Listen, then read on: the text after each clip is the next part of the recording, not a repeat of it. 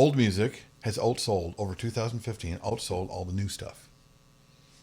No new music did as well as the oldies. Well, what is that? What is that? Is that saying something about the consumers quote is or catalog? availability? The quote is catalog album sales. So I'm assuming that that's what that means. You know what I mean? A term that refers to any release that is at least 18 months old. So, new song by Prince is not doing as well as Prince's catalog album. Well, is that because people aren't buying as much new music, or is that because all this old music is so available and easy to access and buy? Well, the new music is still just as available and accessible. No, I know new is, but the old wasn't always this available. Sure it was. I mean, even when you bought albums. Greatest hits albums. Well, that's what they are.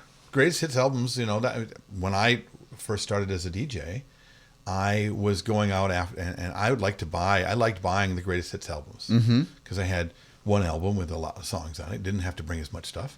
Okay, so the greatest hits gives you all the songs as opposed to just one, and it was a good deal because you didn't buy Pearl Jam's new album for their one song, or you and then have did, a song you never then play. When the greatest hits came out, then you could sell those or make room or put them on the shelf or whatever. Like I ever sold an album. Yeah, right. You put it on the shelf. If I could sell all the albums that I still own for even half of what I paid for them, I'd have one of my kids who could go to college. Well, I still have all my vinyl. You probably could.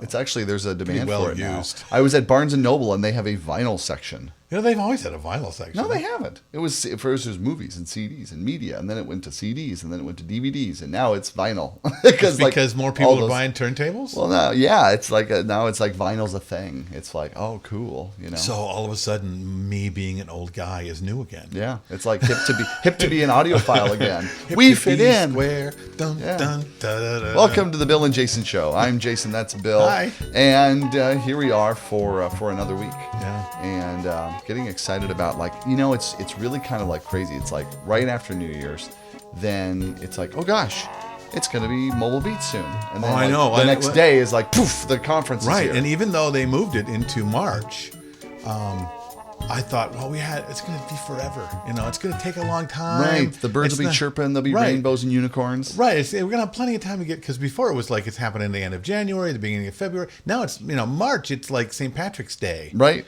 In fact, that same week is when it's going to happen. That's the that's the day I'm going to be on stage. Yes, right. That's the day I'm doing my speech. Is on St. Patrick's Day. Is it? Well, that's perfect. Well, then you better be drunk. I'm going to be really drunk and dressed in green. Actually, I'm going to be painted green. I'm going to find someone who'll do a body painting. There you go. So I'll be standing naked on stage with nothing but green paint. Now that'll be lots of beer. That'll be something to video home about. Well, first of all, I think I sold just about every ticket that's still available with that statement.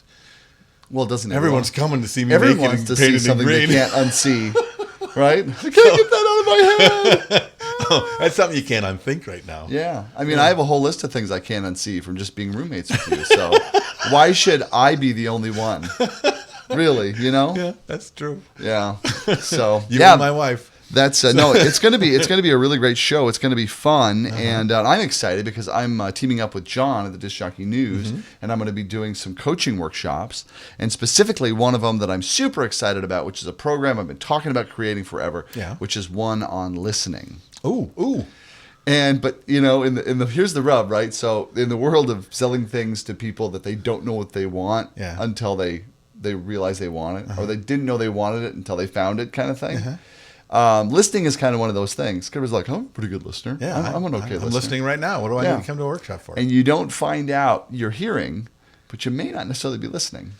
And you don't find out that you are a crappy listener until you actually do an exercise to actually look at how you listen, right? You just kind of take it for granted. Hearing but not listening. How is, I don't understand. It's the same thing, right? Well, right. You can hear someone make all kinds of sounds and words and things like that, but not actually absorb or try to understand or think about whatever it is that they're saying. And are you saying that that more people don't actually absorb than do? Oh my gosh. There's a phone call. I think if we should listen to that is another Google specialist. Well, tell Cindy to quit calling. Yeah, that's a good idea. So, anyway, getting back to listening. So are you saying that there are more people that don't absorb than do. It's really more about like that you don't hear as much as you think you do. You don't listen as closely as you think you do.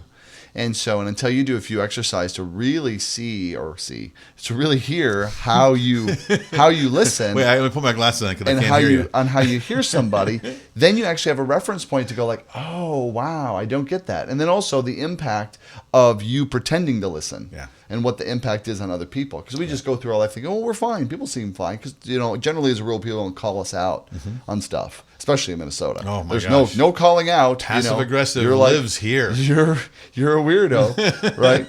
So, but here's the thing. I mean, think about it. It's like a superpower. Because if you think about where a DJ does have unique listening that no one else can hear. So a DJ will hear a song completely different than the average person out there dancing, right? Absolutely. Because when you're a DJ and you've been working, what do you hear? You hear the bridge, the place you can mix out, a place you can mix in. You know where the intro is, you know where the post is, you know where the lyrics start and stop, you know where everything goes up and comes down. You know not to mix out a Footloose. Right. It will never go well. They'll never be happy. Like, a new song already. What? Come on, I was footloosing. Right, I footloose the whole thing. Come on, didn't you see the looseness of my feet? Moni, sure, a minute 20, that's good. But not footloose, right? But this is stuff that you hear because you've trained your ear. Right. So what we're going to do in the workshop is we're going to work on the area that a lot of people haven't trained their ear with, and then they really struggle with it, okay? And especially the creative types, which are our DJs, right? These are creative types. Like, I want to just be focused on what I want to focus on and what I like and dig into that, right? Interesting sentence that he just said there. You should probably play back that few seconds of what he just said over and over and over so you really hear that, because I did, and I know exactly what you're talking about. Yeah. So it comes down to like listening to opportunity, because like all the creative types, me included, for years and years and years, like, I hate business, I hate sales, it's hard, why can't it just be this way, or why can't I just do my craft, or all of that complaint, right? So what we're actually going to do is we're going to do some exercises so that you start to get practiced at and learn how to practice to listen for opportunities.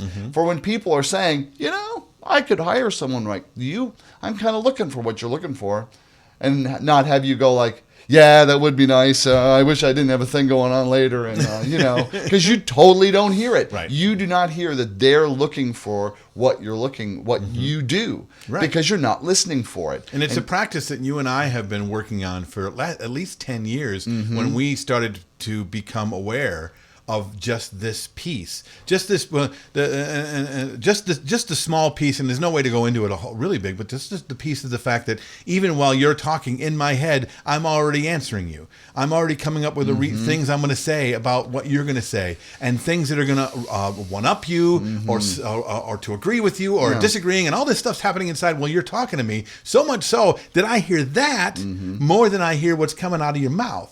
Right. And knowing that that's there helps you, gives you the opportunity to turn it off long enough to actually hear what's coming out. And that little piece, which is way bigger than what I just said, really speaks to a great conversation about listening. And I know that your coaching with just me, when we've coached back and forth on this, and we've learned it through other places, but that piece, if you can get even this much of your brain around it, can really totally transform who you are as a person, who you are as a DJ, as a performer, as a business person, as a salesperson, all of that stuff. Yeah, it affects all areas of your really life, does. which is really great. And it speaks to like my objective or mission with the coaching hour in terms of my coaching. TheCoachingHour.com. Because what I've really figured out is, because when you look at like at the core, like what is it that you are out to do for people?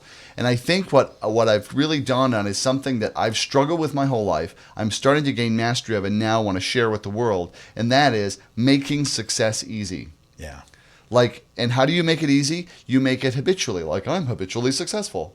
I got a habit. I can't help it. I'm just successful. I'm succeeding. That's a subject all to itself that we should probably bring up in another podcast. No, it is. But that's a part. The listing is just a component of that. That is just a part of that. Part of that overall arching. It's just a piece that goes into that whole thing. Right. It's like, let's make success easy. Hearing opportunity can be easy. So how well do you listen? How well do you think you listen? Did you hear anything? Did you hear anything we said at all? Because we were listening to you. Put it in the comments. Like our Facebook page. Tweet anything you'd like on Twitter. Come look for us. And don't forget that Jason will be doing these workshops. Reach out either to Jason. He's easy to find on the internet. Or you can literally, because he's going to be doing this with Disc Jockey News TV, DJN TV, there'll be all kinds of information about that. The tickets are going to be small. It's going to happen in Las Vegas. It's an opportunity you do not want to miss. I promise you it'll be quite amazing. And I promise you too, how about the next show we talk about that success component that you were just talking about, making habits to create success. Hey, that's a great idea. I'd love to talk about that. We'll see you next time on the Bill and Jason Show. Oh, make it a habit.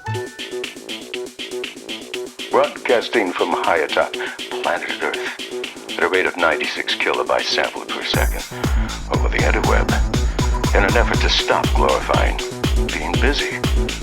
This has been an entertainment experience production.